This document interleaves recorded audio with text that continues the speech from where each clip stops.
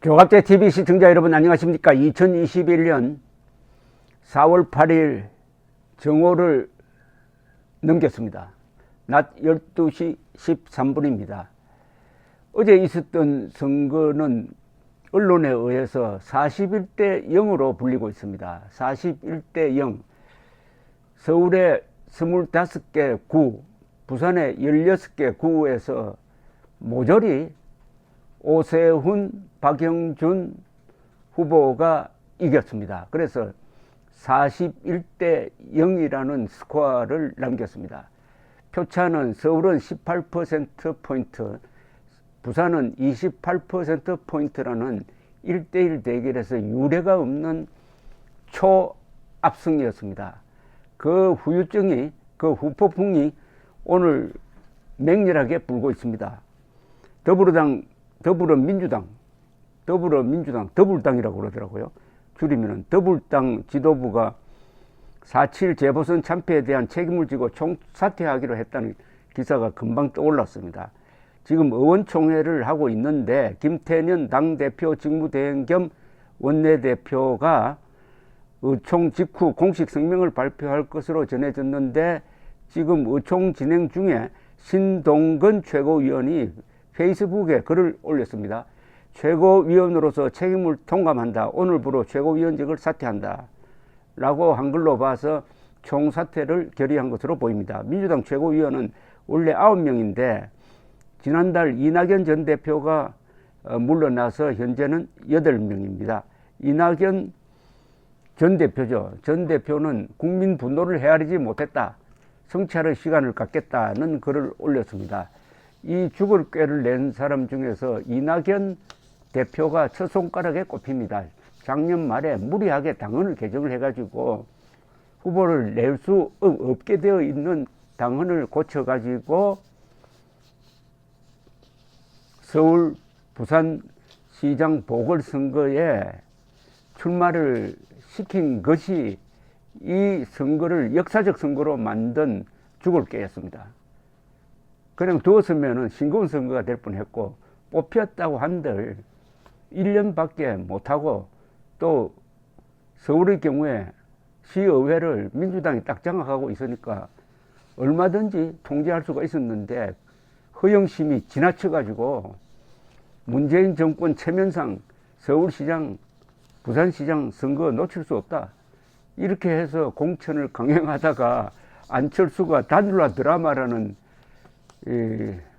대전략을 가지고 대응을 하니까 이낙연은 죽을 꾀, 안철수는 살릴 꾀를 써가지고 이렇게 되고 말았습니다. 한편 이 김종인 국민의힘 비상대책위원장이 이제 아주 명예롭게 오늘 물러났습니다. 오늘 의원총회를 마친 뒤에 이렇게 이야기했습니다. 제 소임을 다하고 물러난다는 말씀을 드린다. 오세훈 후보와 박영준 후보의 압도적인 표차 당선은 국민이 주신 값진 승리다.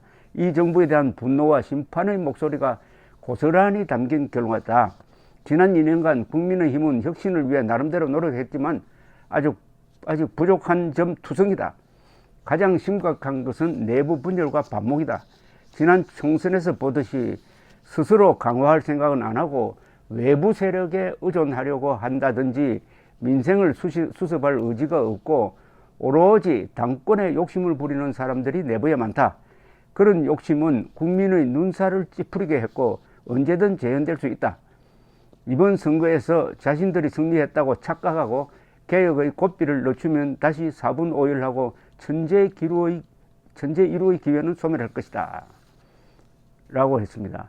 기자회견이 끝나고 기자들과 윤석열 전 검찰총장과 만날 것이냐는 질문에 대한 답변을 주고받았는데 자연인이 되었으니까 내 마음대로 활동할 수 있는 것 아니냐라고 했습니다.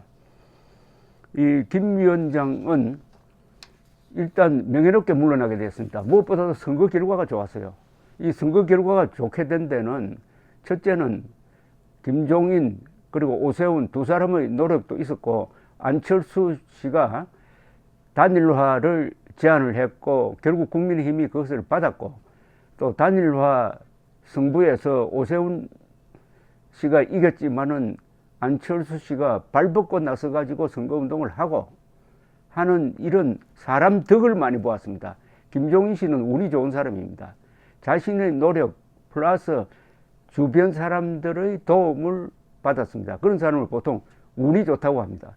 정치에서는 운 좋은 사람이 가장 강하다는 이야기가 있습니다.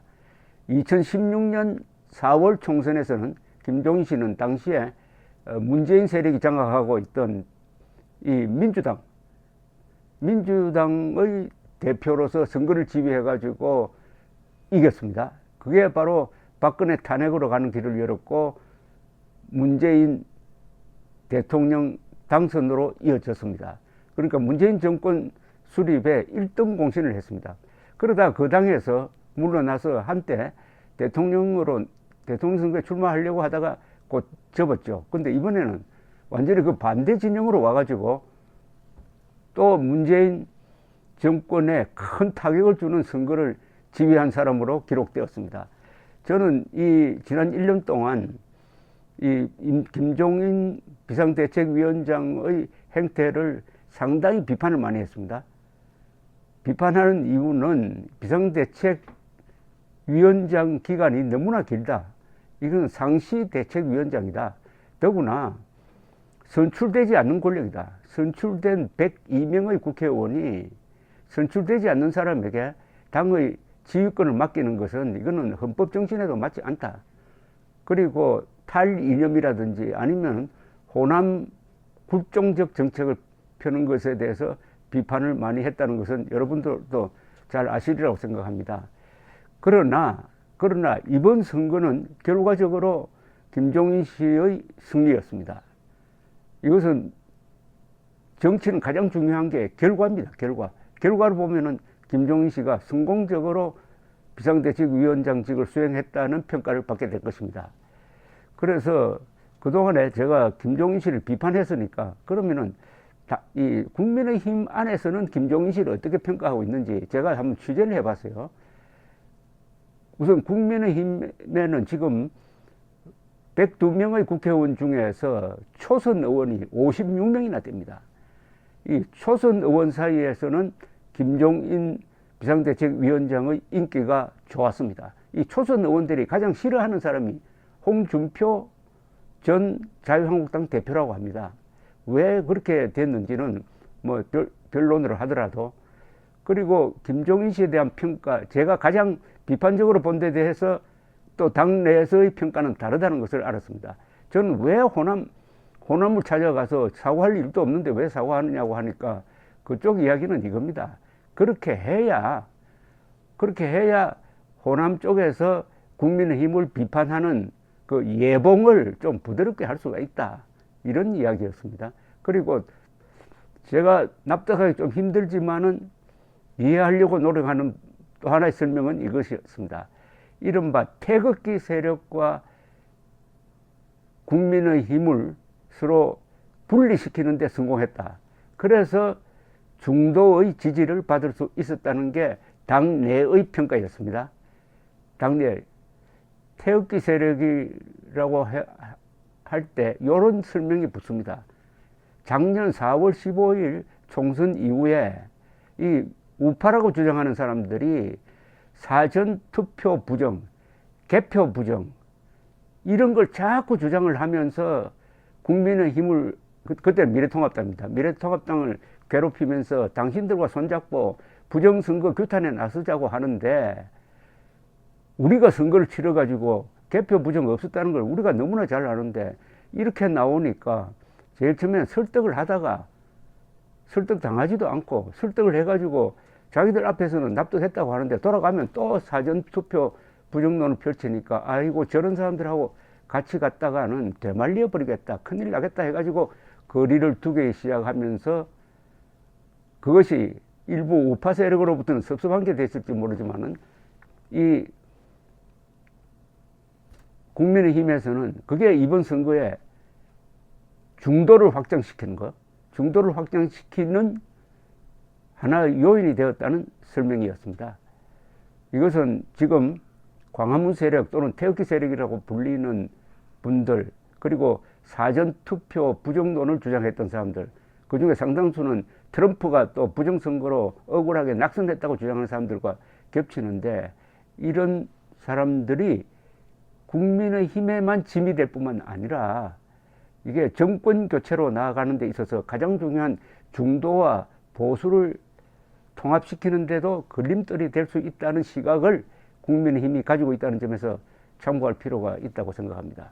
오늘 이낙연 대표의, 그리고 김태년, 그 아주 사나워 보이는, 그 말과 행동이 참 사나워 보이는 김태년, 이 두 사람의 몰락, 제가 몰락이란 말을 조금 성급하게 쓴다고 생각할지 모르지만 저는 이낙연 전 대표가 치명상을 입었다고 봅니다. 어쨌든 두 사람, 그리고 김종인 씨의 당당한 퇴장, 또 안철수에 대한 기대, 이게 이번 거의 대선급 수준의 이번 보궐선거의 결산인 것처럼 보입니다. 감사합니다.